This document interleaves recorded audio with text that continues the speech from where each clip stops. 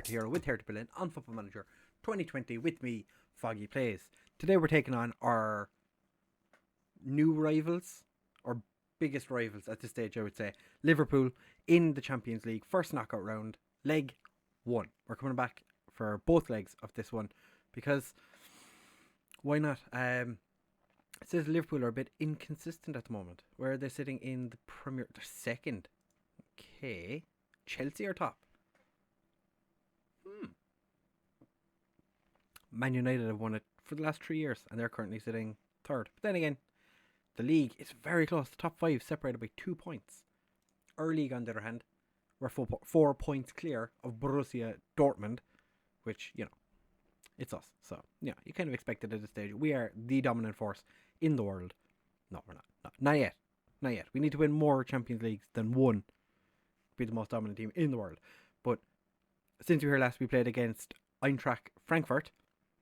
Kayo George and Vinicius Jr. both scoring. Kayo George, interestingly, does not want to leave anymore because nobody offered to buy him. It's interesting how that happens, isn't it? Hiroki Abe scored against us, which was disappointing because he was a player I did consider buying. No, not buying. His contract was running out and I considered taking him and bringing him to Hertha. He decided to go to Eintracht Frankfurt instead. So I'm a little disappointed that he's done that and scored against us. Then we went and played Hoffenheim in the Pokal quarterfinal. We were the dominant side. Catrone and George scoring in that game as well. But it was much more difficult than it looked. And then we went and played them in the league. And they took the lead. And this time, Catrone opened the scoring. And Kayo George scored our second. So we went one down. But then Catrone and George both decided to score goals, which was fantastic. I'm going to admit, I forgot to put Marcus Antonio out of it, or put Bingham back in after this game. So Marcus Antonio started this game. And then, as you can see, we were very, very short on players. So Lvly and Kevin Walsh. You've never seen him before. He's a youth intake player. 1.5 star potential. He came on because we ran out of players. We literally had nobody on the bench that could come on, and we had very, very tired players. But we're going into the Liverpool game today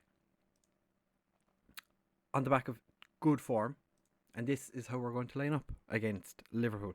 We have Bingham in goal, Horvath and Michael as our wing backs, De Ligt and Garvidal as the centre backs, with Kasha sitting right in front of them as the half back, Szoboszlai and Eduardo Luiz as our central midfield, Baramo and Vinicius Jr. as our wide men, with Catrone up front. Kayo George is sitting on the bench, even though he's in good form recently. Catrone's last 5 games has been better. Baramo can only play 45 minutes, but we do have Danny on the bench as well. So, if need be, Baramo would be coming off for, well, when Baramo needs to come off, Gracier is going to come on for him. And Gracier has been in very good form recently as well. So, this is how we're lining up. I'm hoping that we can do well in the first leg, not concede a goal, which would be the ideal scenario. Maybe win just a cheeky 3-4-0 maybe. You know, just if they score, then maybe we score an extra goal or two. I'm just hoping we don't concede.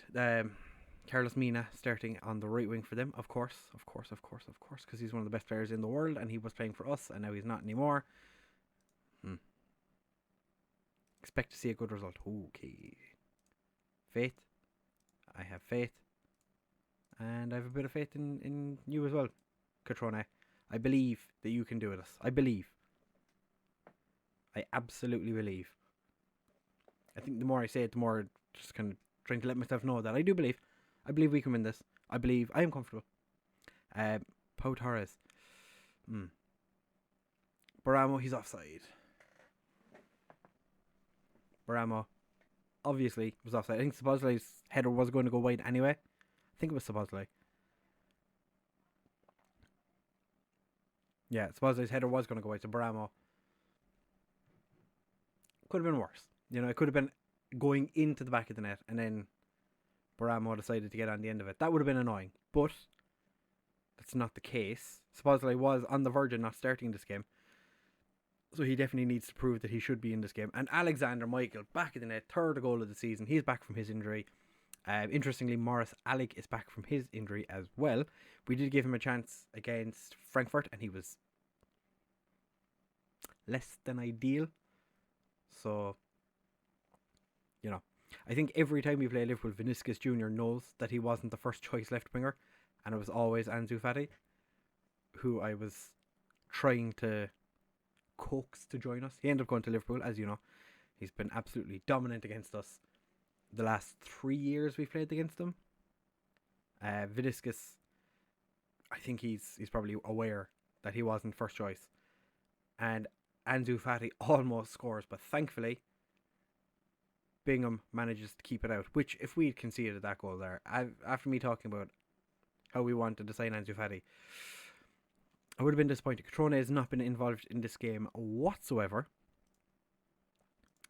And it's not because he says the complete forward, because when he plays as complete forward, he's a lot better generally.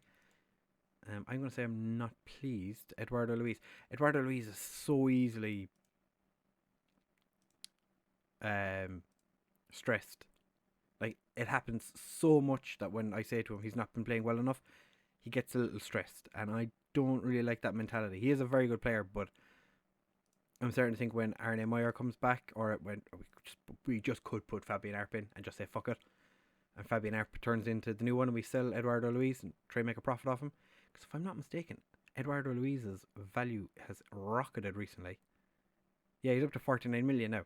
We could make a tidy little profit off him. Fabian Arp's still valued. He's 4.6 million. Like that, he's 17. This kid is 17. Oh, can't wait to get him into the first team all the time.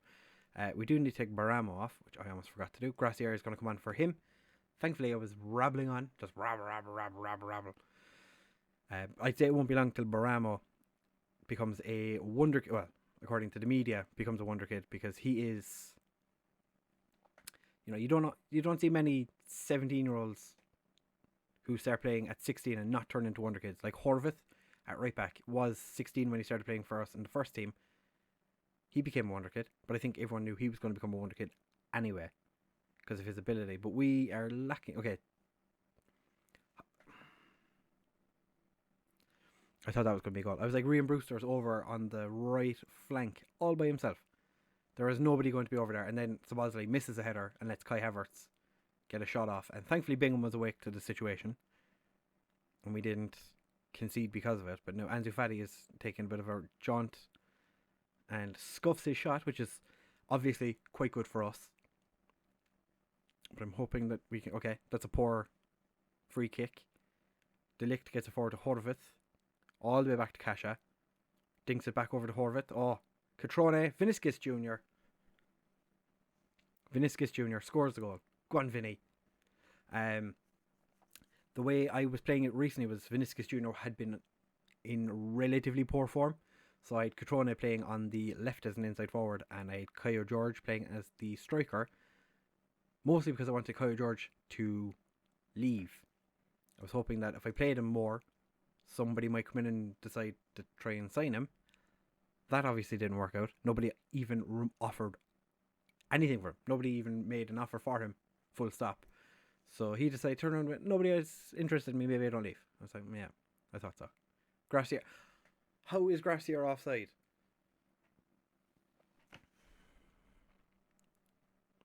We're not going to be able to see it properly here. We're just going to see the two lines appear. That looks a massive gap, but he wasn't that far ahead of the defence. Cutrone is going to come off for Caio Jorge. And the final substitution. Do we leave the final substitution for now? I think we do. I kind of want to bring on Danny, but I don't know who I want to bring him on for. Alright lads, bit of creativity, come on. A 2-0 lead going into the second leg. While not a terrible result, I would like for us to be a little more comfortable going to Anfield. If they score here, then I'm going to be so sad. I'm so sad. I should have said nothing. I just should have kept my mouth shut. Oh, now they're going a bit more attacking. Okay. Horvath's going to come off. It's going to bring on Danny. Danny's playing out of position, so I wouldn't expect a whole lot from him. But I'm going to demand more right at the end, see if we can get something else. If we can get a third goal, that would be ideal. No? Okay. So it's ended 2-1. It's not the worst result in the world. But I'm going to say I'm far from pleased because we did have a 2-goal cushion, which in a normal game is acceptable. We're playing Liverpool. So, Baramo, let's have down. To be fair, Baramo wasn't playing well anyway. So taking him off wasn't that big of a deal. Gracier didn't have the best of games either. He did score, and it was ruled offside. So that was, Man United and Leon drew. Young Hertha Berlin side. Yes, we are a young side. But that's because we're bringing players through. Actually, having a look at the starting 11. The oldest player who started the game for us was Catrone. And we had a bunch of 17-year-olds in the team. Kasha and Baramo started at 17. 2 17-year-olds on the bench as well. We have a young squad. It has to be, yeah, it's fair. We have a young squad. Next episode, we're going to come back for the second leg against Liverpool. In the meantime, we have Stuttgart, Arminia Bielefeld, and Mainz. We're just going to keep the unbeaten run going. Beat Dortmund at the end of January. We're just going to keep winning games, why not? Spend the rest of the season unbeaten. To be fair, could actually happen. How are the other... Okay, we're playing on Tuesday. Okay, never mind. I was like, why isn't anyone else played? It's because it's Tuesday. Makes sense now. Makes sense. Have we done any transfer dealings since we were here last? I don't think we have. We have not. And nobody's leaving, so that's fine. All of these transfers are going to cost us 18.75 million, potentially up to 31,000. And we're going to be end up paying 16,000 in wages. Interesting. I cannot wait for some of these players to arrive. Franklin is one I'm very, very excited by. Patata, he's going to be one I look forward to having as well. And Kwarati, they're players I am very interested in seeing. Also, the rest of them, I am curious to see how everyone else is going to get on when they join. Garza is going to be a good one as well. Hopefully, they'll all be good. We also have a youth intake coming up. Not yet. It's next month, but be interesting to see what comes through this youth intake. I don't remember anybody coming through the last youth intake that I kind of went, ooh. Yeah, there wasn't anybody who came in through the last youth intake that made me kind of sit up and go, this guy might be good. But we do have, I think we signed every one of them. Yeah, I remember now, yeah. The Malaysian and Afghan and an Irish guy. The Irish guy actually is not terrible. Barry Cantwell is starting to make moves in the right direction from Dundalk. So, we won't hold that against him. But it's still saying that Shane Long is coming up in like the favourite personnel for a lot of our youth players because he was the assistant manager for the under-19s and the B team. Just kind of jumped from one to the other. Not quite sure why that happened, but it did. So every now and again, players come through and they'll have him as a favourite personnel, even though he is not at the club. But yeah, that's just, it's fine. It's okay. We're never going to be able to get a new second team assistant manager, I think it is, or it's an under-19s manager, assistant manager. I can't remember which, but regardless, we're top of the league. We're 1 foot into the next round. It is against Liverpool. They've come back from bigger disadvantages than that previously. So I am tentatively happy with the result. It's like we beat them 4-3 here. They came back and beat us 1-0, which is not ideal. But like you can see the amount of times we played them. 2022, 2024, 2025, 2026 and 2027. We cannot get away. Since we got into the Champions League, one season, we haven't played them. It's madness. It's absolute madness. We played them in the same stage last year. Can we make it further this year? I think we can. If you have enjoyed, please do make sure to still happening. Make sure to leave a like, comment, and subscribe. Share with all of your friends. And I'll see you tomorrow for more Daily Football Manager content.